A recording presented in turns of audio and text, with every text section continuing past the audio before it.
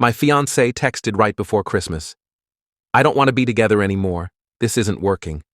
I responded, I understand. Then I canceled the surprise proposal I'd planned for Christmas morning, complete with her entire family flying in. When they all arrived at my door the next day asking where she was. I, 32 male, am currently sitting in my Eames chair, a replica, let's be real, I'm not made of gold, drinking a very expensive scotch that was supposed to be a toast to my future father-in-law. Instead, it's a toast to silence. Let's rewind 72 hours. I had the perfect Christmas plotted out, spreadsheet-level precision. My girlfriend of 3 years, Jessica, 29 female, loves Christmas. It's her entire personality from November 1st to December 26th. She had been hinting at a ring for 6 months. Heavy hints. Sending me links to dream settings on Brilliant Earth kind of hints. So I bought the ring. A solitaire oval-cut hidden halo. It cost me an embarrassing amount of my bonus. But the ring wasn't the main event. The surprise was the logistics. Jessica's family lives across the country in Oregon. She hasn't seen them for Christmas in 4 years because flights are extortionate, and her parents, Barb and Stan, are financially fluid, broke but proud. I paid for everything. 5 round-trip tickets on Delta, $4,200. A 4-bedroom Airbnb in the historic district, walking distance from our apartment, $30,500 for the week. A catered Christmas Eve dinner for 10 people, $1,200 deposit. The plan was simple. Christmas morning, 9 a.m. I propose under the tree. She says yes, presumably. Then the doorbell rings. Surprise! It's the whole family. Tears, champagne, brunch. I look like the hero. Then came December 23rd. I was at the office wrapping up year-end reports. My phone buzzed on the desk. Jessica, I don't want to be together anymore. This isn't working. I'm going to stay at a friend's house for a while. Don't contact me. I stared at the screen. The timestamp was 2:14 p.m. There was no fight the night before. That morning, she had kissed me goodbye and reminded me to pick up the dry cleaning. This isn't working? I called her, straight to voicemail. I texted, is this a joke? Read receipt on. No reply. I sat there for 10 minutes. The initial feeling wasn't heartbreak. It was a strange, cold calculation. It was the feeling of watching a glass of red wine tip over in slow motion. You know the stain is coming, so you stop panicking and start grabbing paper towels. She wanted to break up, via text, 2 days before Christmas, after I had legally obligated myself to $9,000 worth of hospitality for her family. I typed back, I understand. That was it. I didn't beg. I didn't ask why. I didn't drive to her office. If she wanted to nuke the relationship from orbit with a single sentence, I wasn't going to stand in the blast zone asking for clarification. I went into crisis management mode. First, I canceled the catering. I lost the deposit, but I saved the remaining $1,800 balance. Second, I canceled the photographer I'd hired to hide in the bushes. Third, I went home. Her stuff was still there. All of it. She hadn't packed a bag. She must have left straight from work to this friend's house. Then, I looked at my itinerary. The family landed at 8 p.m. that night. I considered calling them. I really did. I pulled up Barb's number. But then I paused. Jessica had said, don't contact me. She had initiated this unilateral termination of our partnership. By all social contracts, it was her responsibility to inform her stakeholders, her family, that the merger was off. If I called them, I'd be the one ruining Christmas. I'd be the messenger getting shot. If she hadn't told them yet, well, that was a her problem. I poured a drink, ordered takeout, and went to sleep in the middle of the bed. December 24th, Christmas Eve. The doorbell rang at 10 a.m., aggressive ringing. I opened the door in my sweatpants. There they were, Barb in a festive red coat, Stan looking tired, her sister Courtney, 26, texting, and her brother Mike, 22, holding a vape. They were beaming. Surprise! Barb yelled, attempting to push past me. We got here early. The Airbnb check-in wasn't until noon, so we thought we'd crash. She stopped. She looked at the apartment. It was dark. No Christmas music. I was unshaven. Where's Jessica? Stan asked, looking around the living room. Is she hiding? I don't know, I said calmly. You should probably call her. Barb's smile faltered. What do you mean, you flew us here? Is this part of the surprise? No surprise, I said. Jessica broke up with me via text yesterday. She didn't tell you? The silence that followed was heavy enough to crush a diamond. That's not funny, Courtney snapped, looking up from her phone. Where is she? She said she's staying with a friend, I said. She told me not to contact her, so I haven't. Barb pulled out her phone and dialed Jessica immediately. She put it on speaker. It rang 4 times. Hello? Jessica's voice sounded groggy and panicked. Jessica Marie, Barb screeched. We are standing at my name's door. Why is he saying you broke up? Mom? Jessica sounded like she was choking. What are you doing there? You weren't supposed to come until tomorrow. We took an Uber because the rental car line was too long, Barb yelled. What is going on? I can't talk right now. Just go to the Airbnb. I'll meet you there. We can't get in, Stan shouted. Code doesn't work until 4 p.m. Just wait at the apartment, Jessica pleaded. I leaned toward the phone. No, I said clearly. They can't wait here. You don't live here anymore, Jess, and I'm not hosting your family for Christmas Eve after you dumped me. My name? Are you there? She sounded horrified. Don't be like this. Just let them sit on the couch for a few hours. I'm an hour away. An hour away? I asked. Work is 20 minutes away. Whose house are you at, Jessica? Dead silence on the line. Then a man's voice in the background muffled. Babe, is that them? Barb gasped. Who is that? I think you guys should go, I said. The Airbnb is paid for. I just sent the check-in code to Jessica's phone. She can forward it to you. But it's cold, Courtney whined. We have luggage. There's a Starbucks on the corner, I said. Merry Christmas. I closed the door. I locked the deadbolt. Then I listened to the muffled arguing in the hallway for 5 minutes until they finally dragged their suitcases toward the elevator. My phone blew up instantly. Jessica, you are a psychopath. How could you do that to my parents? Jessica, open the door. Let them in. I'm coming to get them. Jessica, I can't believe you. I replied, you wanted to break up. This is what broken up looks like. You handle your logistics. I'm done. It is now December 26th. The fallout has been spectacular. Update 1. The silence didn't last long. Christmas Day was yesterday. I spent it eating leftover Chinese food and gaming. It was glorious. No forced smiles, no pretending to like Stan's political rants, no walking on eggshells around Barb's criticisms of my furniture. But the storm was brewing outside. Jessica showed up at my door at 11 a.m. on Christmas morning. She didn't have a key. I had rekeyed the lock via the smart lock app the second she sent the breakup text. Modern technology is a beautiful thing. She pounded on the door. Open up, I need my clothes and the presents. I opened the door. She looked wrecked. Her hair was frizzy. She was wearing sweatpants that I recognized as mine, the audacity, and she had clearly been crying. But it wasn't sad crying.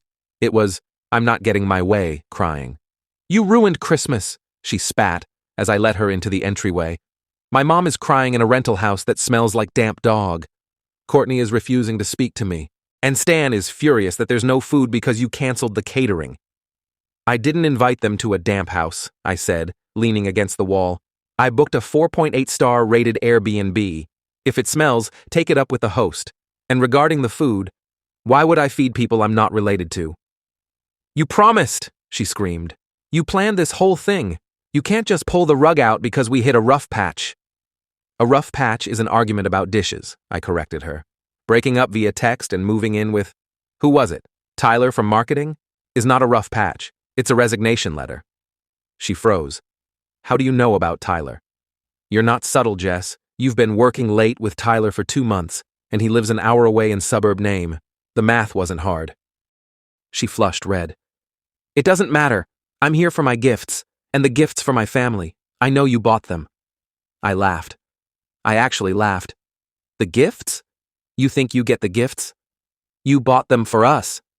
I bought them for my girlfriend and my future in-laws, I said. I don't have a girlfriend. I don't have in-laws.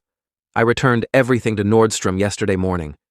I got $400 back on my card. It was very satisfying. Her jaw dropped. You returned the Dyson Airwrap? I wanted that for 6 months. I know. It looked great on the shelf at the store. And what about the iPad for my dad? The Le Creuset pot for Mom? Gone. All gone. I kept the receipt for the Airbnb, though, if you want that as a souvenir.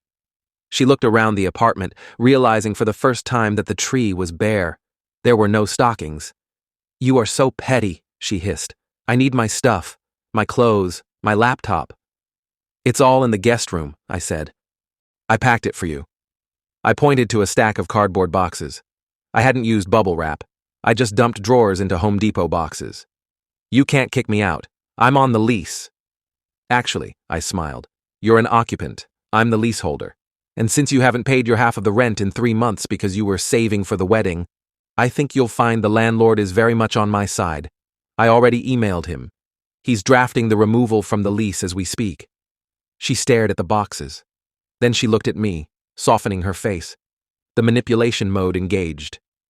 "Babe, wait," she said, stepping closer. "This got out of hand. I was just confused. He's nothing. I just got scared. The commitment, the pressure. Maybe we can talk. My family is here. We can still save the holiday." She reached for my hand. I stepped back. "Jessica," I said, "I canceled the proposal." She blinked. "What?" The surprise. "The reason your family is here. I was going to propose yesterday morning. I had a ring. I had a speech." Her eyes went wide. The realization hit her like a freight train. She saw the life she just torched. The ring, the moment, the social media content she lives for. You have a ring?" she whispered. "Where is it?" "In the safe," I lied. It was actually already in a FedEx box back to the jeweler. "But it's not for you anymore. Now take your boxes. I have a movie to finish." She screamed, a guttural, frustrated scream. She grabbed a box and threw it at the floor. It split open, spilling her sweaters everywhere. "I'm not leaving until you give me the ring. That's essentially mine. You bought it for me."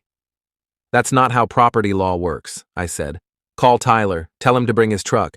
You have 30 minutes before I change the Wi-Fi password." She called Tyler. He didn't pick up. She had to call her dad. Stan showed up 20 minutes later with the rental minivan. He looked defeated.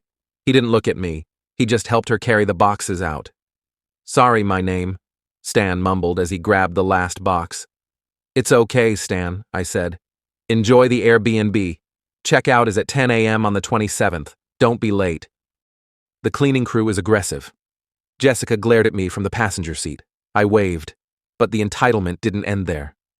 Last night, I got a Venmo request from Courtney. Request, $850 for emotional distress and food expenses. Note, since you canceled the dinner, we had to order from a hotel restaurant and it was overpriced. Also, Mom is depressed. Pay up. I declined the request. Then I blocked Courtney. Then came the email from Barb. Subject, unacceptable behavior. Dear, my name. I am appalled by your treatment of my daughter. She made a mistake, but you have acted with malice. You stranded us. You humiliated her. As a gesture of goodwill, we expect you to reimburse us for the return flights. We want to leave early. And we believe Jessica is entitled to the ring as a settlement for the time she wasted on you. Please let us know when we can pick it up. I didn't reply. I forwarded the email to my lawyer, my buddy Dave, who handles estate law but knows how to write a scary letter. I think things are about to get legally stupid. Update 2. It has been a week. The circus has left town, but they left behind a lot of clowns. Barb and Stan and the siblings flew back to Oregon on the 27th. I know this because I got a notification from Delta that the itinerary had been modified. Jessica tried to change the return dates to leave earlier, as Barb threatened. Here's the kicker. Because I booked the tickets on my SkyMiles account using my points and card, they couldn't make changes without my authorization code. Jessica called me screaming from the airport. "Give me the code.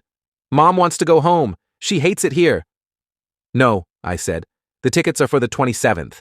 If you want to leave early, buy new tickets." "We don't have money for 5 last-minute tickets." "Sounds like a scheduling conflict," I said. "By the way, did you take the Vitamix? It's missing from the counter." She hung up. They had to wait it out in the Airbnb. Now about that Vitamix. When I did my inventory after she moved her boxes out, I noticed a few things were missing. The Vitamix blender, $500. My oversized Patagonia fleece, my favorite one. A PlayStation controller. About $300 worth of frozen steaks from the freezer. This felt petty. It felt like she was trying to tax me for the breakup. I sent her a text. Return the blender, the jacket, the controller, and pay me for the steaks by Friday. Or I'm filing a police report for theft. I have cameras in the living room, Jess. I have footage of you stuffing the blender into a tote bag. I don't actually have cameras in the kitchen, just the entryway, but she doesn't know the angles. Jessica, you are insane. We bought that blender together. Me, I bought it. I have the receipt from Williams-Sonoma, June 2022. My card. Your name is nowhere on it. Jessica, I made smoothies with it. It's marital property. Me, we weren't married. That was the whole point of the surprise you ruined. Bring it back. She didn't reply.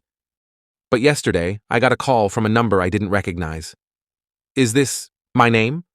A male voice, sounded young, annoyed. Speaking. This is Tyler. Look, man, can you just stop? Jessica is crying every night. Her family is blowing up my phone because they think I stole her. I didn't steal anyone. She told me you guys were basically roommates. Ah, the roommate narrative. Classic.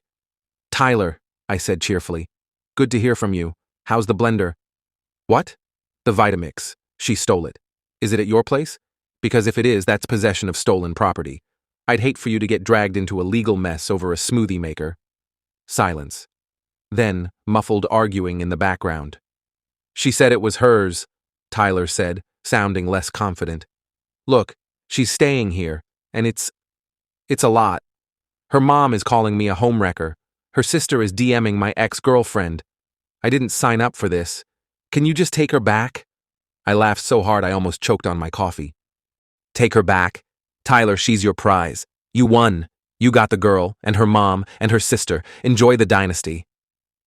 Dude, she's sleeping on my couch. My apartment is 600 square feet. She has 12 boxes of stuff in my living room. She keeps talking about a ring. Did you really have a ring? Yep, sold it. Bought a jet ski. I didn't buy a jet ski. I put the money into my index funds, but jet ski hurts more.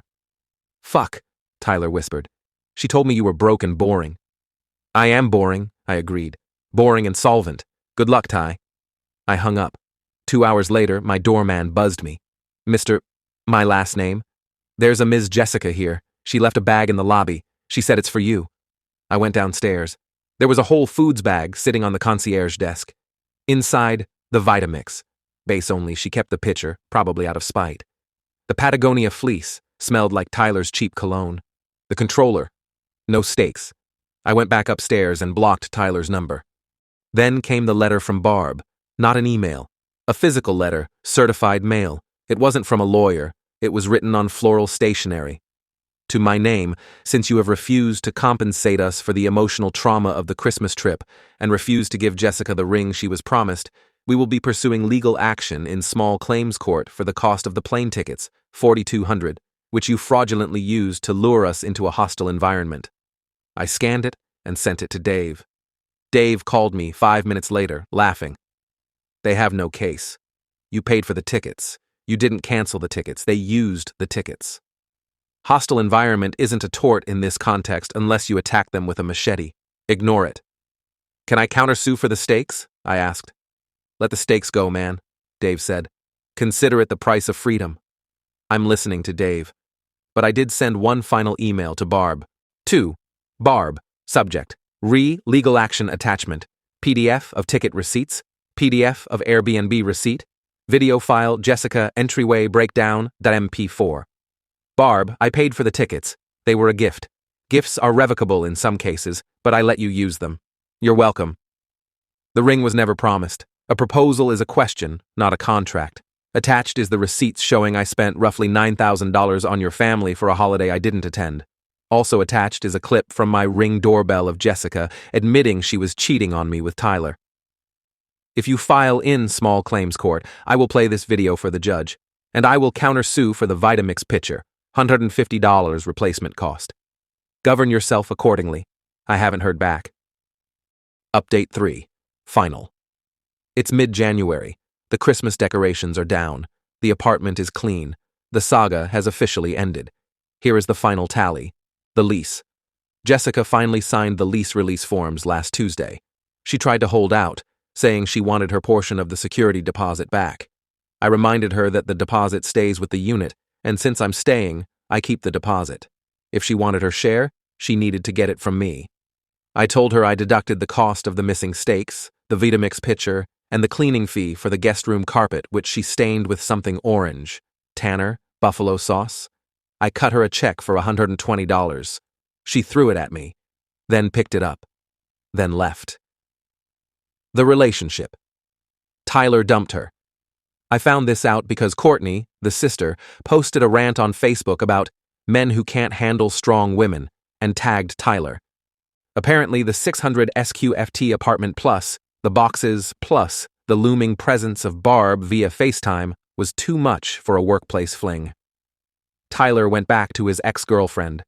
Jessica is now living in a temporary housing situation, aka a motel or a friend's couch, and has been posting vague TikToks about narcissistic abuse and healing. She viewed my LinkedIn profile yesterday. Twice. The family. Barb went silent after my email. I assume Stan told her that going to court with a video of their daughter admitting to infidelity wasn't a winning strategy. However, I did get a notification from the Airbnb host. Review for my name. Guest was communicative, but his family members left the place a mess. Trash everywhere, dirty dishes, and they broke a lamp. Would not host again. I was charged $150 for the lamp. I paid it. I didn't even fight it. I consider it the final stupid tax. The ring, I returned it. Because it was a stock setting and I returned it within the 30-day window, I got a full refund minus a small restocking fee. I took that money, $12,000-ish, and I did not save it. I didn't buy a jet ski. I upgraded my entire home office. New Herman Miller chair, dual monitors, new rig, and I booked a trip to Japan for March. Just me. Solo travel, no in-laws, no surprise proposals. The closure. Yesterday I ran into Jessica at the grocery store. It's a small neighborhood. I was buying ribeyes to replace the stolen ones. She was buying a frozen pizza. She looked tired. The glow she usually had was gone. She stopped her cart. "Hey," she said. "Hey." "I heard you're going to Japan," she said. Courtney must still be stalking my Instagram. "Yeah, always wanted to go." She looked at the steaks in my basket, then at the pizza in hers. "I made a mistake," she said quietly. "With Tyler, with Christmas. I panicked. I thought the grass was greener." "It happens," I said. "Grass is usually greenest where you water it. You watered a weed." "Can we get coffee?" she asked. "Just to talk? I miss my best friend." I looked at her. I remembered the text. This isn't working. I remembered her mom screaming at me. I remembered Tyler asking me to take her back. "I don't think so, Jess," I said. "I'm pretty busy." "Doing what?" "Cooking these steaks," I said, and enjoying the silence. I walked past her to the checkout. I didn't look back. And honestly, the steak was cooked perfectly, medium rare, just the way I like it.